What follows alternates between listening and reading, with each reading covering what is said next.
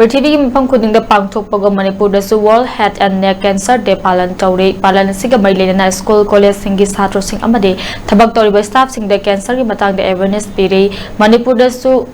ya manung yari thyroid amadi khanau manung gi oiba cancer asi yamna yagna hengalakli haina AOI Mabina Specialty Hospital ki Dr. Daneshwar Naurem Consultant Head and Neck Surgical Oncology na phungdorakle kwa jarda talab sijinabagi changwang khalakli masina cancer makhal ase narakpagi achobo maram amasu oire Manipur da nupi singna thyroid ke anaba singnaba yamna toya thengle blood test ta normal oiraga su khauri gi ultrasound lawthok pigadabani thyroid da apomba lay haidina thyroid cancer naramgani haiba laite aduna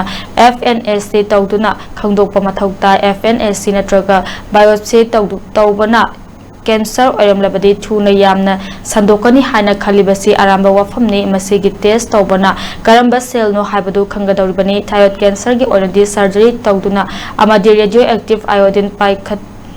Pethak tuna laina asidagi fahanbagi chang asi 97 dagi 98% ni haina Dr. Daneshwar na phungdorakle mahakna makhata aduna hojikti thyroid cancer layang loba matung na khrabi nupi ama miron bada thoidokpa kaiba laite tawata butha tarok dagi tarin thoi fawbadi mirod hanba yade haribagi hariba asigi maramde nupidugi haksang dagi radiation sing adu clear oinabagi amasung mamagi puknungda angang adu development tarokpada risk laitana bani thyroid gland punna laukthokhraba tungda thyroid na